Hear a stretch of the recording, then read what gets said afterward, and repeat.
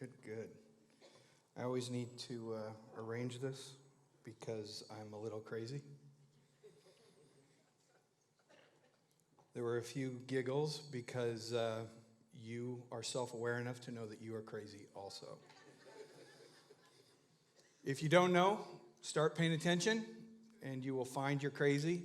I would encourage celebrating it some. Some of them you just need to be thrilled with yourself that you make it through days.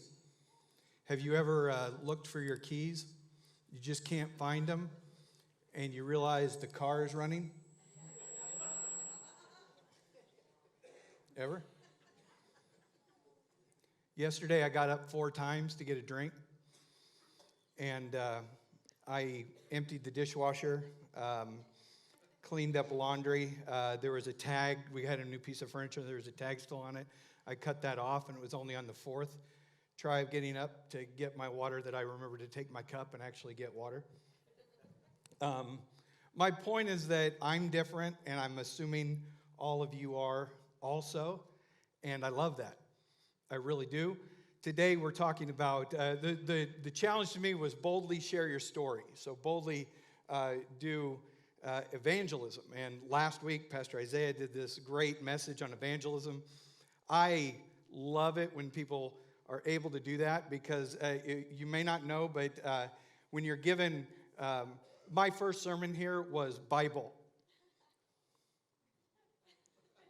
Could you narrow it down some? Pastor Isaiah got evangelism. Where do you go with that? I mean, I was the one to pick first. I got to pick. We have 2 evangelism messages, and one of them was share your story, and I was like, that one. I want that one. It sounds easier than evangelism. But as I'm going through this and thinking about share your story, boldly share your story, I wanted to change and create a title. And my title today is An Introvert's Guide to Evangelism. If you're not an introvert, it could be a non-evangelist's guide to evangelism, social anxiety guide to evangelism, whatever else you want. I would ask social anxiety people to raise their hands, but I know you wouldn't. Because I wouldn't, right? For whatever reason, we're here, and you might think I say that I deal with some social anxiety. If I don't have a job, something to do in a group of people, I basically turn around in circles because I don't know what to do.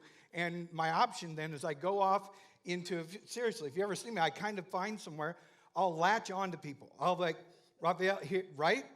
I do, because I need some way to orient. How do I face? I don't know where the threats are coming, guys. So maybe I'll find a wall. I'm not a wallflower, don't get me wrong, but I do need, okay, this is where the zone is, so it's all good. So when I hear messages, the way I receive them, where they're like, go out, meet your neighbors, I'm like, that sounds terrible. What if I'm outside and they see me and start trying to talk to me? You friendly people are like, that's the best. Invite them over, have a barbecue. I'm like, but then I have to do things. You have no idea how complicated this is. There's at least someone in here who understands what I'm saying. Do I hate people? No. Listen to me. I don't. When you see me in the hall, don't run away from me. I'm not scared of you. I just may say something that doesn't quite connect. I feel, so there was a little video that they just showed, and they wanted, what do the pastors say or something like that, and mine apparently was, I'm awkward, deal with it, I'm awkward. One of my favorite memes is, sorry I was weird, I am weird, it will happen again.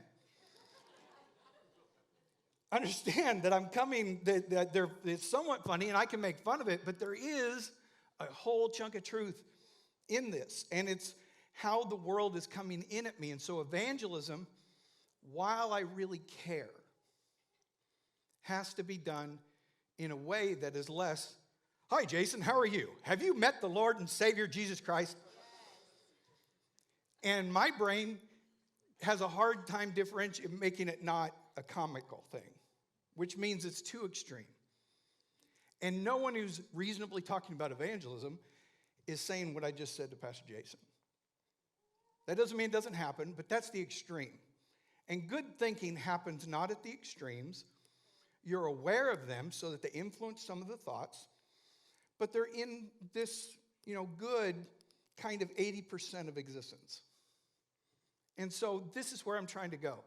I want to say that for you who Pastor Isaiah pointed out are gifted and called to evangelism, man, I want to, the current terminology is I want to celebrate you.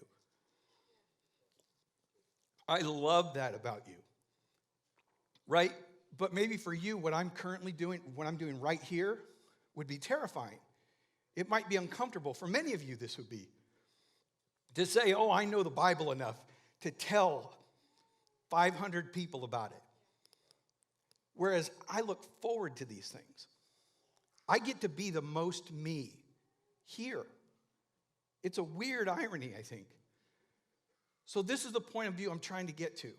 When I talk about an introvert's guide to evangelism, I'm trying to you who find this thing like a massive push against who you think you are, I want to say that you can do some. And for those of you who are like, "Jesus, you got to know him," I want to say, maybe consider the other person also. So we'll get there. First thing, 1 Peter 3, verses 13 through 16. This section is a little bit longer. I'm trying to get the heart of it, not it doesn't bring in the whole context, but I think the heart of it's here. And so Peter is writing this: "Now, who will want to harm you if you are eager to do good?" Based on that sentence, why is he writing people? Among the reasons, it's because they're experiencing some form of physical threat. Okay? When I talk about context, this is some of what I'm talking about. What is his intention? What is he trying to do? He's trying to, for people who are feeling under threat, give some peace and some calm. He's trying to encourage. Cool? Verse 14, "But even if you suffer for what is right." Now he's just kind of turned it and said, you may get beat up though. "God will reward you for it." Someone like me goes, "But that doesn't justify the pain." He's not trying to.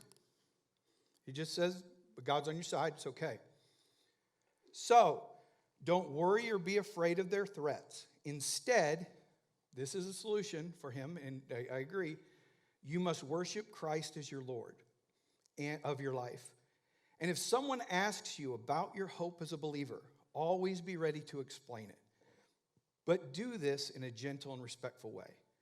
Keep your conscience clear.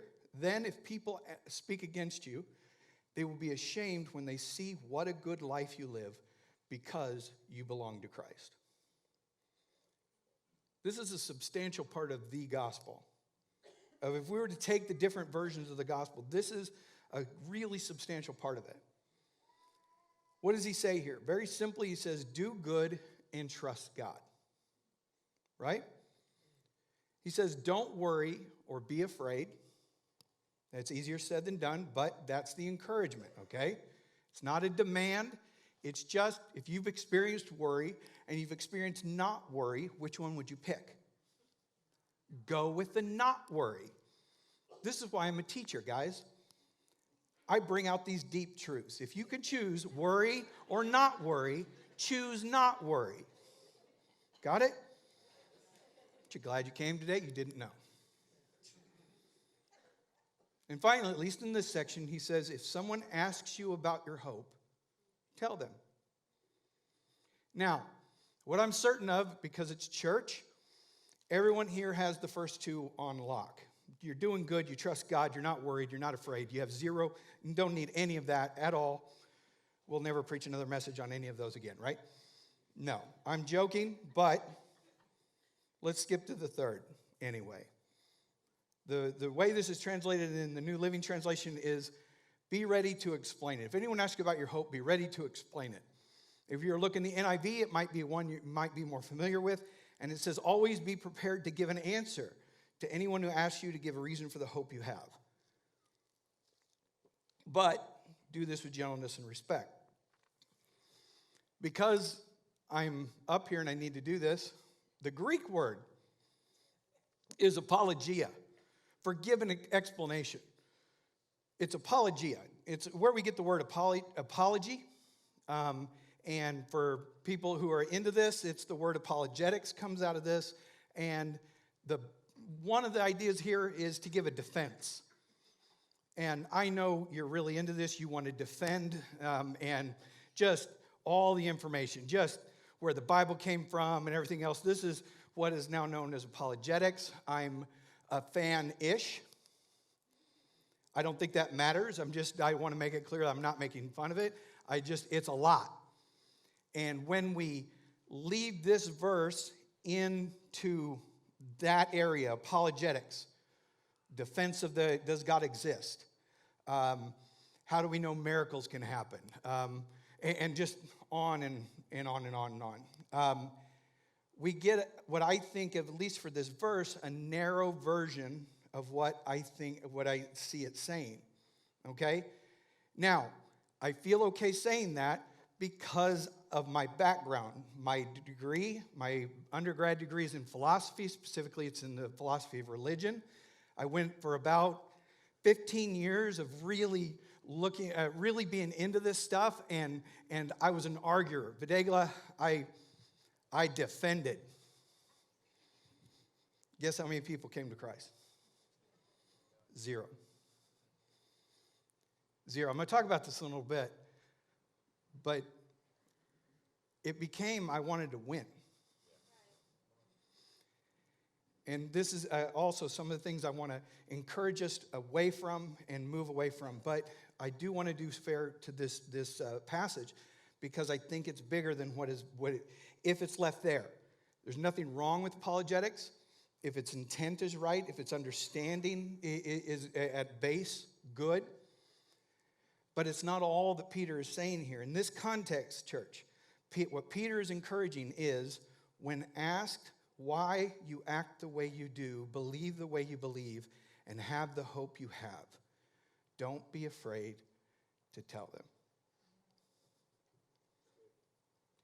If you have hope, explain why. Can I give you another word for that? Your story. What have you experienced? If I asked you what you ate last night, you'd be able to tell me. My point is we overcomplicate this story. You can certainly go, and I don't want to make fun of it. I kind of do, but you can go to little classes and learn how to tell your story and everything else. And I also want to admit that I understand that all of us are different, and getting a hold of that might make you more comfortable, and I want you to do that then. But fundamentally, in this group, I want you to hear that telling your story is no different than simply saying, oh, I ate this last night. I called up Pizza Hut. I went through the shame of going, I shouldn't eat this. Pastor Raphael just added me to a workout kind of text thing, and I'm supposed to be getting, I want to get fat, not fat. I have accomplished that. Little wins. Anyway. And so I went through all that, and so now you're laughing with me, and so you get it, and you understand what it is to maybe go online. I didn't call Pizza Hut, let's be clear. I would have had to interact with people. So online, where are my people that are like the COVID lockdown wasn't that bad? Thank you. I don't have to go anywhere or talk to anyone except through your computer. I think I'm turning yellow from the screen, but it's all right. Anyway, sorry. When we have the hope, it's simply, it can be as easy as that. Because most cases don't require your entire story from the moment of conception today, right? They often require, oh, you were in New York? I remember in New York. I was there. I wasn't. I'm just making something up. But it might be that type of connection, right? And maybe he doesn't have time for 3 hours of everything that's ever happened to you. But maybe you can connect over what street, and you go, oh, I lived in this neighborhood, and he lived in that neighborhood, and you guys used to hate each other, but now you're in Omaha, so we'll act like that didn't exist. I don't know what it would be, but these are the ways that we can connect, and they're not complicated. They're just being friends and friendly. So essentially what I'm saying is when the time is right, tell others why you have hope. And it's really that simple. So I've got what I'll call either Greg's ground rules or an introvert's ground rules or whatever the slide is going to have as a title. I can't remember. But these are my ground rules for when you're thinking about evangelism, when you're thinking about how to connect with other people and what makes it right. So what are good? So ground rules for evangelism. Number one, people are not a project. Okay, and Pastor Isaiah talked about this a little bit. He hinted on it. And so I want to add on to this. See, guys, we're not signing up people for a multi-level business, right? We're not doing a contract for a timeshare here. You know, you can get into heaven 4 days a year. You'll have to share it with about 40 other people, and they may bring their family in. But we'll clean it for you. So people are not a project, and every person is different. And I want to encourage you to honor that. This is hard, especially if you, on a DISC kind of assessment, you're a high D. Everybody should do what you do. Because as introverted as I am like maxed out on being a dominant personality and stuff. And I remember as a young, stupid kid, life wasn't great. And so my solution was I'm going to be a lawyer, and I'm going to make sure that everybody does what I tell them to do. And that, I mean, it is kind of funny now, but this was my solution to how to get some say, some voice in my own life. And to be honest, that bled over into how I taught, how I preached, how I expected people to listen to me as a pastor. I wasn't aware of it, but at some point I realized that I was hurting people. In my desire to care for people and tell them good things about the Bible, I was essentially like, God loves you, and if you don't believe that, Raphael, you're stupid. It's crazy no one really responded to that. And that, I'm making fun of it, but every person is so different. I want us to honor that, and I want to encourage it. I genuinely, here's one if I just said out of nowhere, what might throw some of you off. I genuinely don't want you to try and get people saved. That doesn't mean I don't want you to care about that. I just don't want that to be your only mission, such that it overrides the fact that they might need to be said and adjusted in a certain way. And that the best version is not that they come to think like you, but that they come into Jesus' community with us. All right? I want to encourage us to care enough to help. This is Bible. This is Old Testament and New Testament.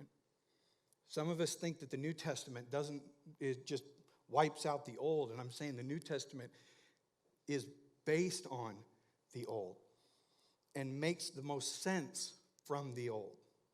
And when I say have the care enough to help, this is an OT principle that when you see something you can do, don't ignore it.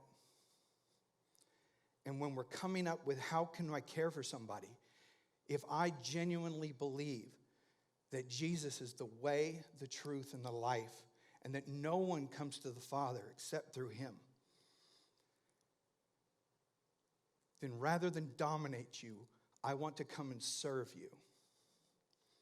And however you need this truth communicated, I will become that. Not fake. I still have to be genuine. We'll talk about that. But care enough to help. Who do you help? Those who need it. And this one's important too. Those who are willing to accept it. And I like this. You should wrestle a dog to take a pill or a toddler to get a shot, but not a person to accept hope.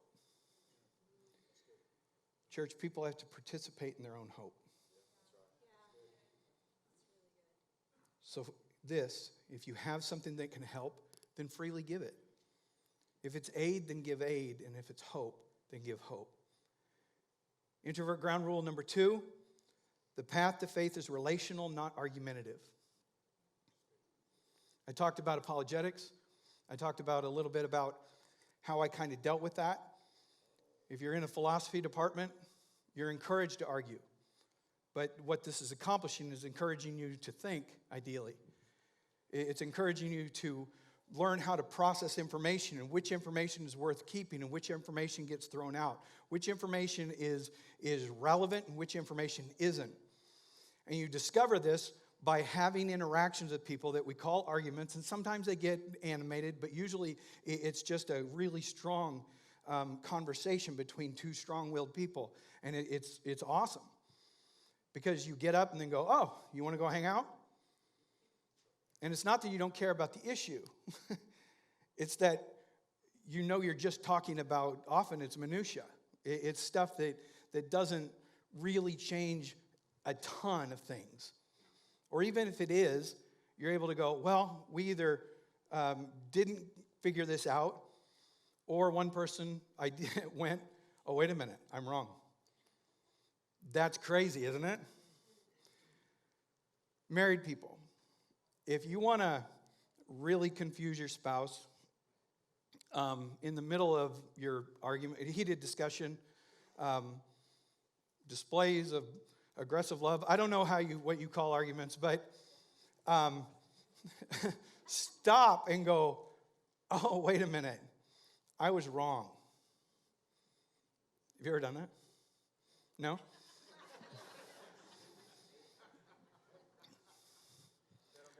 I'm an extremely developed and confident man, so I'm able to do this, and I understand that you guys are weaker and unable. But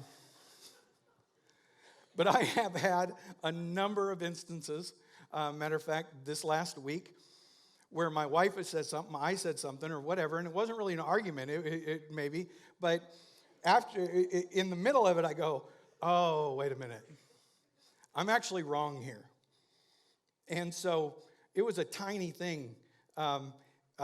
She said, oh, I think that's over there. And it was one of those where you're in a building and you point a direction, and I go, no, it's over there.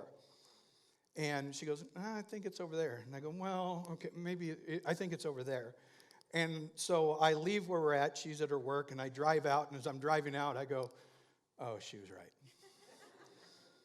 So again, because I'm advanced and developed and mature, I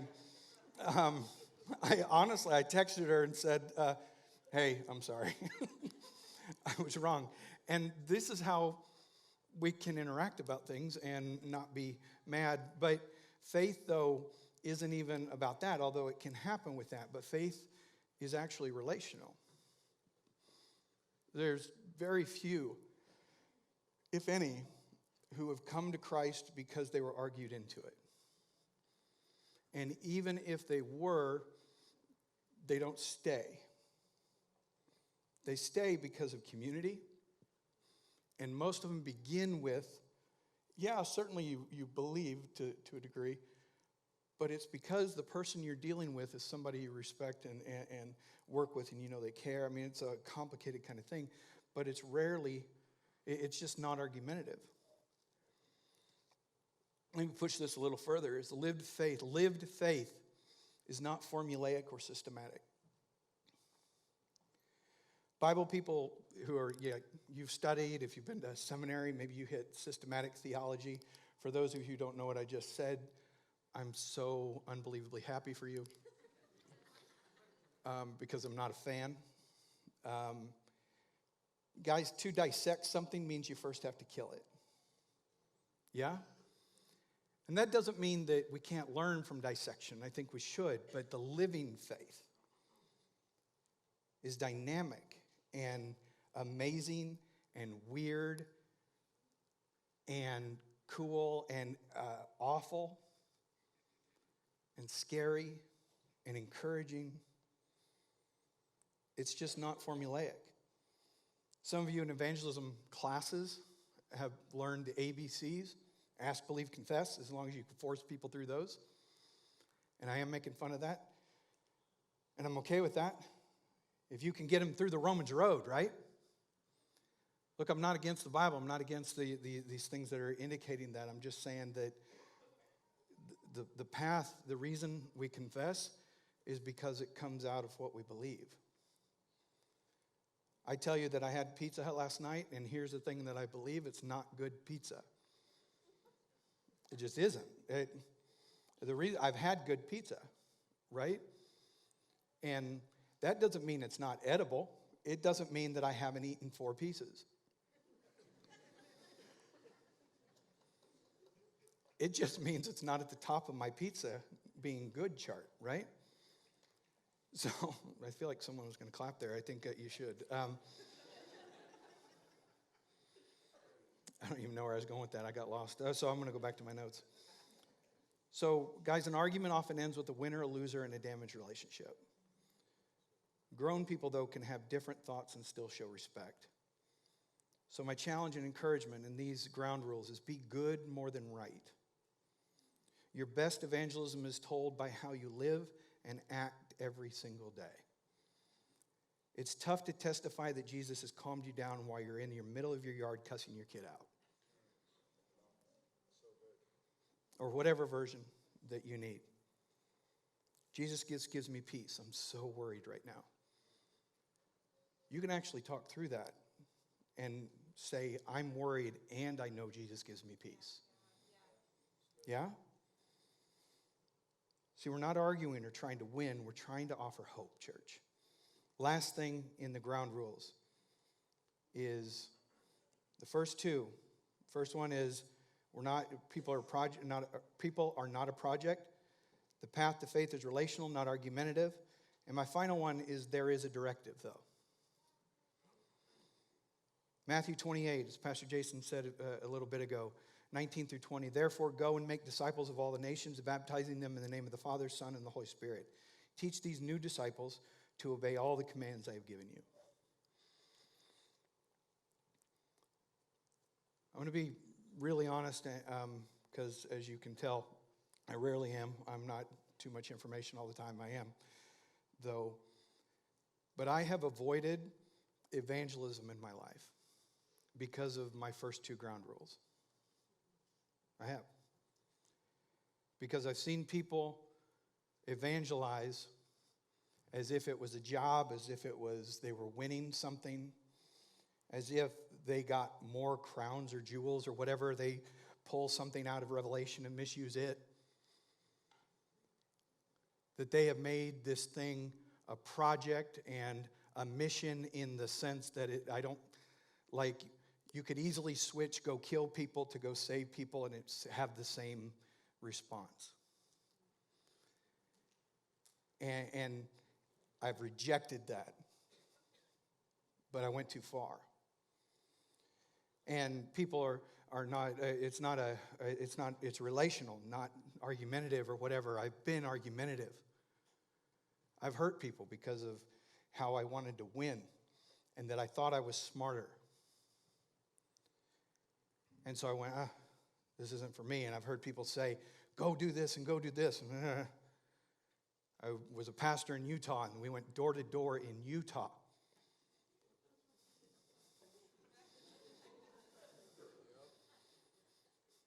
So, of course, we got in gang fights with the Mormon missionaries. And So we realized they don't come out on Sundays, so that's when we went. And I'm joking on most of that. We did do door-to-door ministry in Utah. I was not happy, so let's be clear. But these are some of the things that come in and affect my view of evangelism. And yet, Matthew 28, Jesus says, go and make disciples. So what am I supposed to do? I think it's possible to go and obey Jesus and still not be argumentative and still not see people as a project. We have, though, to remember that there's a directive. This is important. Because I think to not share the hope we have is to either not have it or deny that we have it. And I want us to change. I want me to come along. It doesn't mean that maybe I'll be going door to door, but it does mean that I can intentionally be ready. I can give you the answer to my hope if you ask, but can I be present in other times is the way for me. So evangelism, how? I've given you guidelines. Let's do the introvert's guide. Maybe Greg's guide. Number 1, be genuine. Be genuine. Genuine, not jerk. I'm not telling you to be a jerk and justify your actions by Pastor Greg told me to do this. This is how I'm genuine. I'm keeping it real or whatever it is. No, our genuine is growing, right? I've told you about how things I'm not real proud of when I was younger, but I want to keep growing. I want to keep developing. I want to keep maturing. But I also want the Greg you meet in the hallway, the Greg you meet on Tuesday is the same Greg that you see right here. And I think it's true. I talk a little less than I am right now. But if you get me going, I may do that too. I'm challenging you to think about what is good and do that because God is good. And now you want to be good. I'm leaving it broad and general because most of us, all of us know when we're not being good. A good chunk of it you learned in kindergarten. Tiny things like don't cut in line, right? There's a great little book, I think Robert Fulghum. Everything I needed to know I learned in kindergarten. Don't throw sand. My point is that we know these fundamental things and we can do that.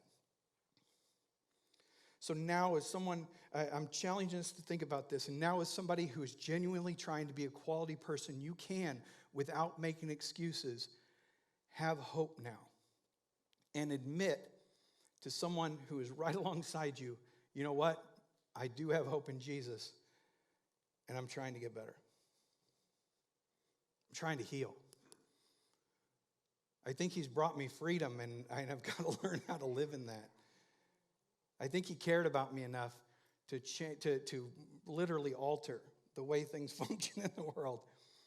And I just want to see if I can allow myself to be altered to what he's saying. I want to learn to be humble enough to be honest with him. To just like that guy in the Bible where Jesus says that you got to have faith, and the guy said, not just George Michael, Jesus did. Thank you. Right? Just sharp. But the guy in response, I do have faith, I do believe, help me believe. And this raw, honest prayer that we can bring to God, I want to be good.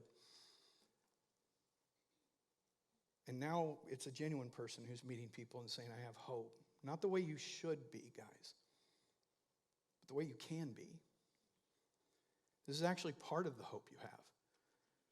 That you can find a way to live a life that you actually want to live. Not you dream about living and that you find on Facebook or wherever else you're looking, but one that you're able to get up in the morning and go, I'm here, God. I see you're here too. Let's do this.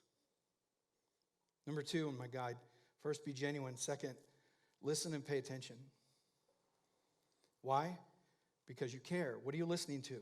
How about do they have kids? Do people have kids? Do they have lives? What do they do? What are they about? And it's not so that you can find an in, but it's because you care. I'm terrible with, my wife knows all of your kids' names.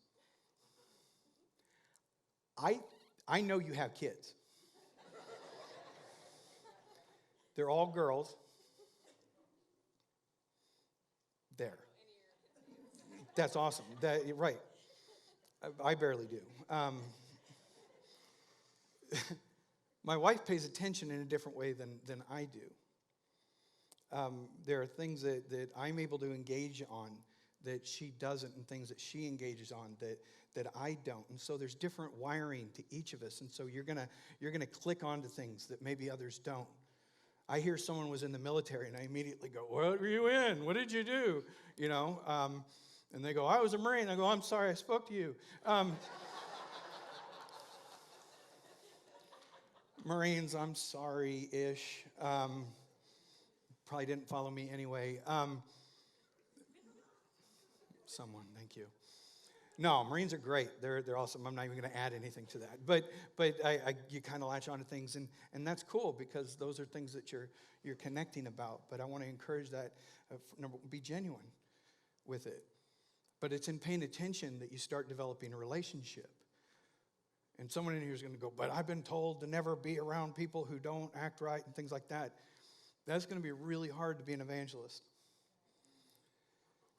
Or go outside. We're so committed, completely convinced that this is a Christian country. We're not aware this is an absolute mission field. And if I were to go to the DR and be a missionary or something to the DR, you know what I would have to do? Learn Spanish. I know Donde el Baño. And I learned some more fun words while I was in the Army. I'm not going to say those words. None of that is going to get people to know Christ if I move to a Spanish-speaking country. I'm going to have to change. I'm going to have to adapt. I'm going to have to find ways to connect. Yeah? Listen and pay attention because the people matter. And then you are able, while being genuine, to share hope.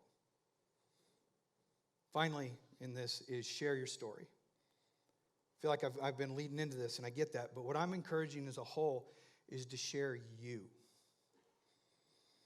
There is, in my ideal world of vulnerability in evangelism, that doesn't just share what I know, that doesn't just share what I've experienced, but takes that and bundles it with who I am now and says, "I'm with you on this. You and I are community." You may not yet be a part of the community in which my hope is clarified, my conviction is just solidified, my safety. But I will take some of my safety with me and bring it into this relationship so that you have a place that you know is genuine, true, honest, and wants the best for you. Do you see the heart that I'm trying to get across?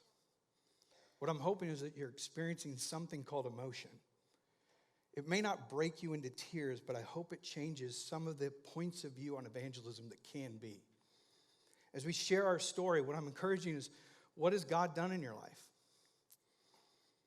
Some of us have been through some mess in our lives. And you can connect with people on your mess. I get that. But you can get lost in your mess too. And just this happened, and now you're just commiserating and you basically are wallowing. And I want to challenge us out of that. I want us to, what has God done? What hope has been brought into this? Why do I keep bringing up hope? Because that's what 1 Peter pointed us to. When someone asks about the hope that is in you, tell them. So again, do you have hope? Then why? Some of us need to ask that. It's so easy. Do you have hope? In church, we assume the answer is yes, but it may not be. You may have been told a gospel that says, believe in Jesus, you go to heaven. And I'm not saying that's not true. I'm just saying that there's more, it's better than that. How could it be better in heaven? Because you're with him now. You get to have hope now. Not you can hope that everything, that whatever you're going through will be fixed and everything will go away the way you're dreaming and praying it can happen. But to be honest, it may not. But even you could still have hope. Because your hope is this expectant confidence. This knowledge that God is who he says he is. And does what he says he'll do. That we can live in this. We can have an expectant confidence and walk through life this way. And it can change the way we act. So share the parts of stories that are relevant to the situation. And remember, you're not trying to save them. God does that. So let's close this out. Someone in here, maybe many, what if they ask things that I don't know about? What if I get into this, Pastor Jason, and they ask me about, I have no idea. Well, I think Christians talk about the earth is flat. One, you're crazy. It's clearly a dome set on top of turtles.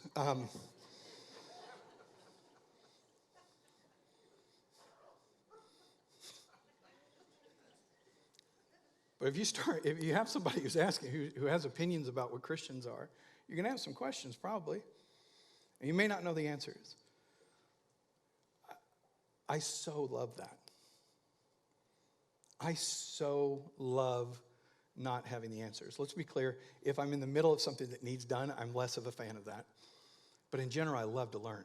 Man. Many of you are not wired that way.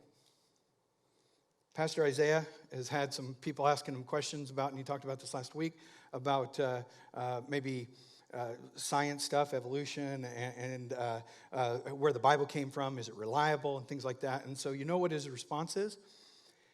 He has gotten books and he's studying. Because my guess is, I haven't had this direct conversation, my guess is in that interaction, he realized he didn't have answers that satisfied himself. And so he started pursuing that. And look, that's an option. That's an option I would do. But if I were to say that's the option you should do, I'd be doing to you the same thing I feel like evangelists have done to me. So, if you want to know and if it inspires you, go find it. If you don't know where to find it, email. I promise, all right? If you're like, I want to have an 18-hour conversation with Pastor Greg, If you want to have a few hit and runs from time to time, we're on. But if you just need some book recommendations, we can hook you up, right? We can help you find answers. But if you're not that wired, if you're like, oh, I know that there are books, but I try to stay away from them. I just want you to know that there are some among us who do enjoy these things and are interested. And maybe you don't have that answer, but it doesn't mean there aren't answers. There aren't ways. So you're not expected to know everything, but questions can inspire you to seek answers to even better understanding. There's a difference. Differentiate between arguments and genuine questions. I find that there are a lot of questions people have until effort is required on their part. We just want to, you're wrong because I feel this. Great, here's your answer. You're still wrong. Oh, we're not arguing. You're just doing that. Great quote as we close from Rebecca Pippert. Our problem in evangelism is not that we don't have enough information. It is that we don't know how to be ourselves. We forget that we are called to be witnesses to what we have seen and know, not to what we don't know. The key on our part is authenticity and obedience, not a doctorate in theology. Church, you're not expected to be a theologian. You're not expected to be an apologist or a Bible scholar. You're expected to be you. And can I say that's amazing? I love it. God, the author of everything, the one who just said, let it be, and it was, made you. One of the Psalms says, I praise you because I am fearfully and wonderfully made. And if you're a believer today and you're struggling with that God has made you wonderfully, all worthy, you must at least admit that God went above and beyond to find you and care enough for you to give you the hope, or at least a chance at hope. So today, church, follow Peter's advice. Do good and trust God. Don't worry or be afraid. So easy, right? And if someone asks you about your hope, tell them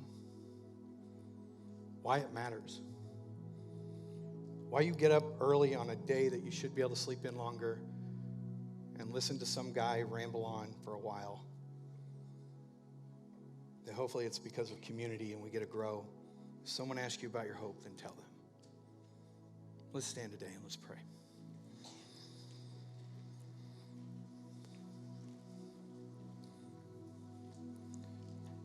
Today, if you're not a believer, this is kind of new stuff, or you're somewhere in between, maybe you've fallen away, at the core of what has always should have been presented to you is this: there's a God who cares for you. And he cares enough to tell you that he didn't make everything this way. And there's a way out. So today, as we, if people would come forward who are on our prayer team, come forward. If you know it's time to see a change in your life, I want you to connect with one of these people or couples. Because there's a way to live that has hope. Father, I thank you for being a God we can trust in and rely on. You're the God who created everything. And sometimes we kind of get twisted on this. We get mixed up and think we're left alone out in the middle of nothing. But Father, your intent was to create family. Your intent was to create a place that we're able to go do what you've told us to do and called us to do, and to do it in peace and do it with care. Father, I pray that from that point of view, we see those who are outside community, outside the understanding of you, as ones we can care for, as ones that we don't have just pity for and everything, but instead ones we can come alongside. And when they're open and when they're ready to hear you, God, speak. The people we're praying for and caring about, Father, speak. Speak in ways that only those people can understand and draw them close to you. And may we as a church and as the church, part of the church, remember that it is because of your kindness and your grace that we have been able to come to you. Remind us so that we offer that kindness, that grace, that goodness. In Jesus' name, church, say amen. God bless you guys. If you want prayer, please come forward. Otherwise, have a great day. Apparently, it's going to be warm, so go swimming or something. I don't know.